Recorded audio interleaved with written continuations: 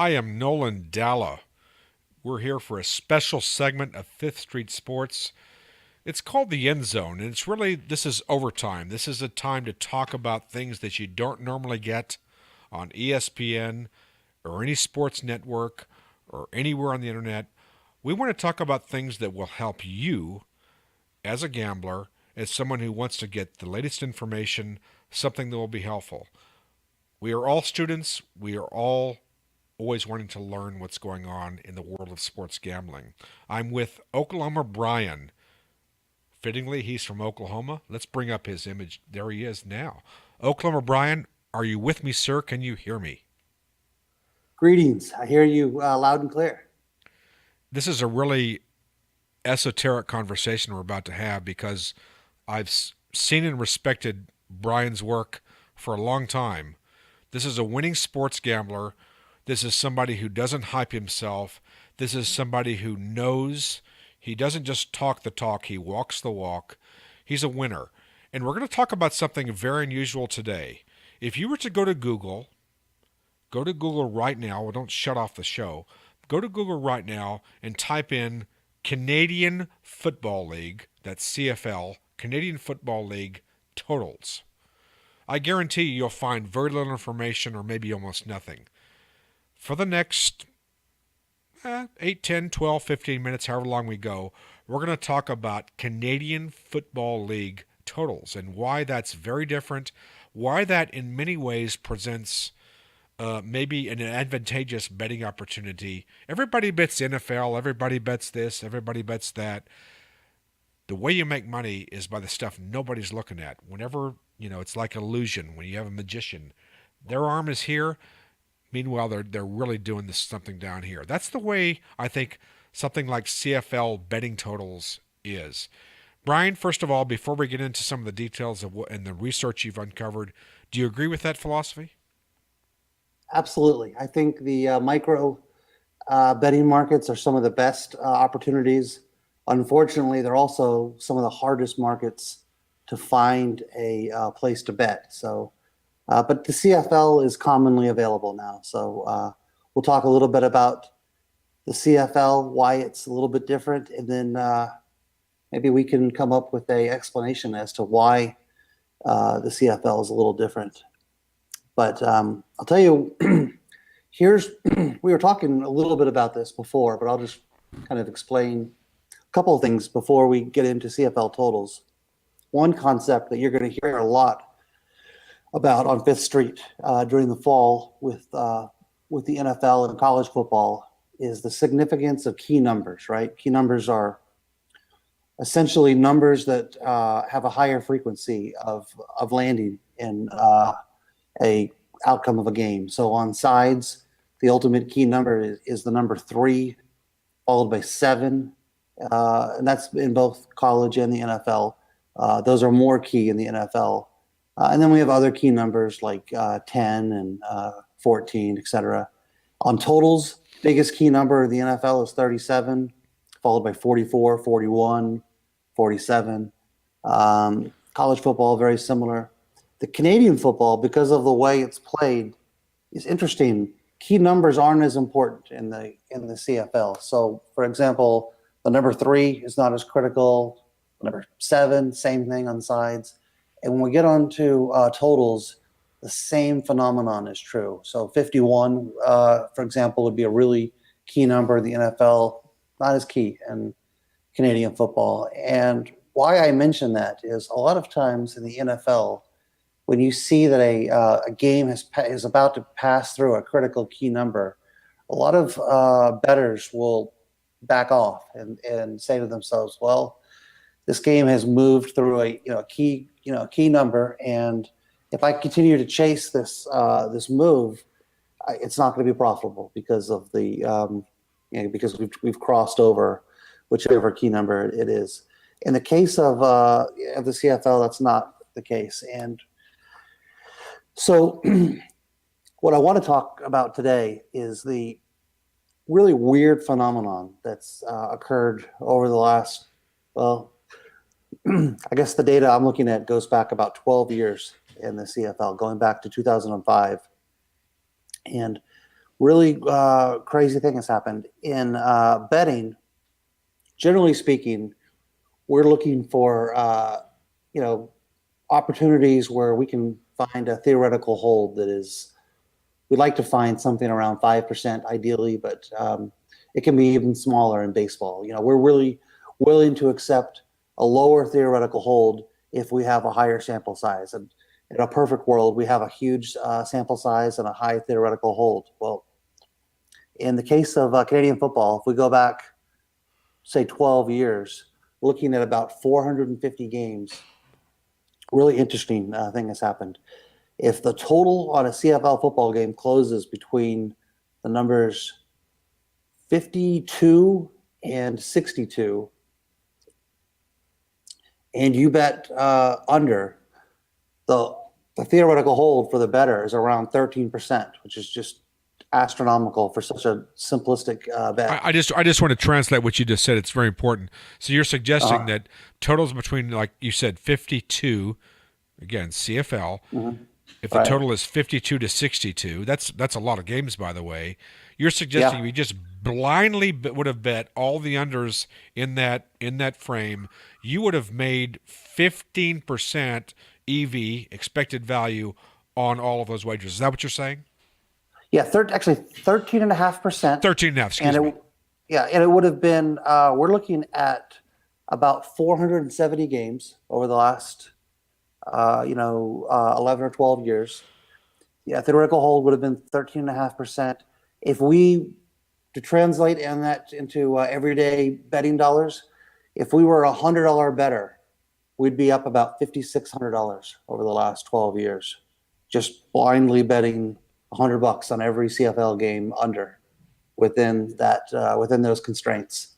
Now it did level off last year. Last year was a big over year in the CFL. So uh, last year wasn't really profitable. It wasn't a losing year, but it wasn't like the previous 10 years. Are you Uh, suggesting, Oklahoma Brian, that maybe the market has adjusted to those to that outlier, and maybe, I don't want to say your stuff is maybe too late to the betting window, but is it sure. too late to the betting window to take advantage, or is there still value? Well, that's a great question. That's exactly the question that people should be asking, Nolan. Is this is this an efficiency in the market that the market has realized and overcome, or is this just one year of overs? And it's too early to say. I mean, that's where you, the better, needs to come in and kind of make sense of the data, and that's really the beauty of betting. It's a cat and mouse game between you and the betting market, and trying to, within your own resources, to determine whether or not these trends are indicative of market shifting, or if this really is a powerful trend. Let me give you another trend, a very similar one to the one I just laid out.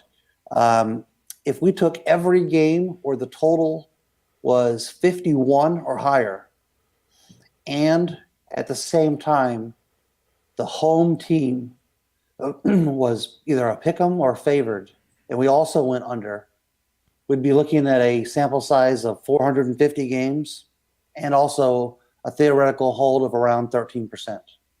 So I mean, near, the bottom line is that's a lot of games, and what the term I've heard from a lot of professional sports handicappers is what is just statistically relevant. That's statistically relevant. You're talking about 400 games, not 30 games, not 40 games, not a small number. This is something that would seem to be, again, statistically relevant. Are you convinced there's something to that?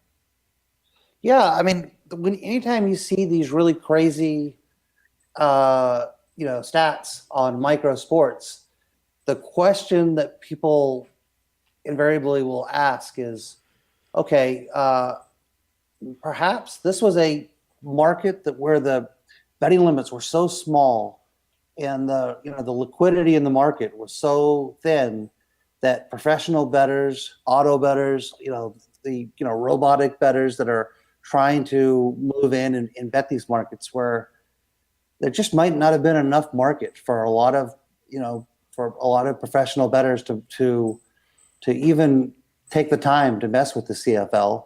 And on top of that, there might have been, you know, an overabundance of recreational money.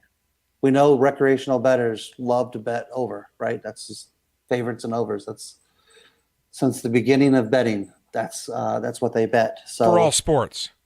for all sports, yeah. So and it could be a combination of both of those factors. And you know, professional bettors aren't stupid. When they realize there's an advantage, sometimes they'll do things like, you know, phony up a line. You know, try to push up a total just a little bit higher so they can jump on the under bandwagon. Or to rephrase that, if they think that the square public is betting the over, they might join in at the over some more themselves, knowing the value is on the under. But they want to optimize that value, and perhaps you know a Edmonton Eskimos game where the total was 53. Let's say that you know if you're a professional bettor with just a little bit of money, if you can push that total up to 54, you know, for maybe $1,000, and then you know you spend $1,000 to knock the game up a point. Let's say you've got you know 15 to 20,000 that you can bet under 54. Well, now you're over 53 bet. Well, yeah, it was somewhat wasted money, but it was well spent money because now you've got a you know a much stronger bet going under. So a little bit of that has happened, and I still think there's value on under. I think that if you're looking to play the CFL and you have you know you have places to bet it, I think that going under is a pretty good strategy, and a pretty simple one at that. You know, one of the things that differentiates the CFL from either the NFL betting or college football betting is the different rules that apply to the Canadian Football League. For those who are not aware, it's a very different game. You have 3 downs instead of 4. In other words, if you don't make a first down of 10 yards on after a second down, you're punting on third down. The field is also wider, which essentially, you know, if you're a defense, it's harder to cover this much real estate. Well, multiply that by another 20% or so. And by the way, the end zone is not just 10 yards. I believe it's 20 yards deep. So you've got a longer field. It's not 100 yards. It's 110 yards. Then the end zones, it's hard to police or defend. I mean, these are why, you know, you have offenses that have to get yards and pick up chunks of yards fast. I guess the reason I bring up the rules differences in college football and the NFL, the CFL, this would seem to indicate a lot of volatility, a lot of unpredictability with regard to the predictive value of what's going to happen in a game when they're throwing every down and they're having to get a first down every couple of downs. I mean, can you address the volatility of betting CFL, especially with regard to totals? Yeah, I think that's always like a real shocker for a lot of people when they are betting the under, thinking that they have a winning bet, and then in the final, you know, there's a lot of differences in the CFL. For one, right, you can't go backwards in the final 2 minutes of. I think it's the 2 minute. It might be the final minute, but I think it's the final 2 minutes. 3 minute warning, It's not 2 minute warning. minutes? 3 minute warning. Yes. Okay, right. So you like in you know in the NFL or college football, you could take a knee right and lose 2 yards and the clock runs. No, can't do that in the CFL. If you don't move the ball forward, the clock doesn't run. Ah. So that you throw that in with you know the you know different ways to score, rouges and By the way, I got to stop you. Oklahoma Brian. The Rouge. When I first heard Rouge, I was thinking, I've been in New Orleans a lot. I've never been in Quebec, but Rouge means red. It's like, what is this? You get 1 point for like if you punt into the end zone and they don't run it out. They can't, if they don't cross the goal line, you can't take a knee. It's called the Rouge, and it's worth 1 point. Boy, that sure throws a monkey wrench into totals betting, doesn't it? Oh man, does it? And you could just have like multiple scoring scenarios, just one after another at the end of the game. So yeah, the scoring does not come evenly throughout the half or the game. There's a it's oftentimes like an NBA game where you think, man, I'm under 212 and we're at 190 with 3 minutes to go. This is I can't lose. And then next thing you know, you're looking to kick the dog or something because they scored 14 Famous last points. words. I can't lose. Yeah, right. And then you've lost. Yeah, All yeah. right. So But so Oklahoma Brian, we're so thrilled to have you on some great advice on CFL betting totals. You gave some really, I think, expert advice there on a couple of things betting. The under on games that land 51 up to roughly, I think 51 up to maybe 52 to 62. yeah, Closing out these thoughts, we've had the first week of CFL betting. We've had Thursday night games, Friday night games, but we've got a whole, 7, 8, 9, 10, 12, 15 weeks of the CFL season coming up. Are you looking forward to playing these games, these things that you're talking about on totals blindly? yeah, Are yeah. there certain teams that are going to be over teams? Give us your closing thoughts on what to look forward to on the CFL with regard to totals betting. Well, I might not be smart enough to give a informed answer on that, but yeah, but as to the first part of your question, yes, I will be going under blindly, and I'll be looking to do so at a good number. So, it's been my experience over the last couple of years that these things generally do move to the under, even though if you look at a breakdown of the betting, you'll see more bets on the over. But yeah, I'll be betting them blindly, and I'm kind of curious. I saw that the opening night was covered on ESPN, or was it ESPN two? I always say to myself, I wonder why don't American networks air all of the CFL games? There's absolutely nothing else to air on a Thursday night, or Friday night, or even a Saturday night. If you don't have the rights to Major League Baseball, why wouldn't you want to air the CFL? It's pretty entertaining, and there's That nothing just a minute. That's a real good point. I never actually thought of that. If people are watching in the middle of October, I'm not making this up, by the way. If they're watching Ball State play Toledo on a Wednesday night, and not one person in America, unless they're coaching or they got a family member playing for Ball State, knows diddly whatever about those two teams.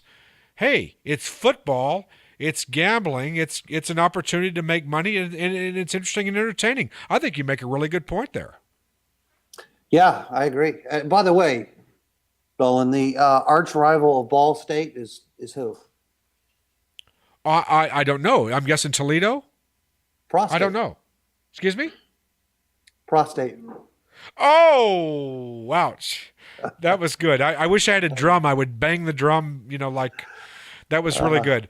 But that was a forgive good him, joke, but stick to handicapping, Mr. Oklahoma. All right, so that was this has really been nice. We've had a interesting discussion on something very different. We're trying to, at Fifth Street Sports, go a little beyond the usual. Everybody wants to talk NFL and baseball and all these things. But, again, I'll give you a closing thing. Oklahoma Brian, CFL, last word. Why is it something that you love to do, love to bet on? uh, because I love to have action on things that I can watch on my cell phone instead of having to interact with the real world. He loves action. Who doesn't love action? Just kidding. I'm Nolan Dow. This is the end zone. I'm going to spike the ball. Where's the ball? I'm going to spike the ball. I can't reach it. Anyway, I'm going to spike the ball and say that's a touchdown for Fifth Street Sports. Listen to Brian, Oklahoma Brian, and we'll be back next time on another version of the end zone. We'll see you next time.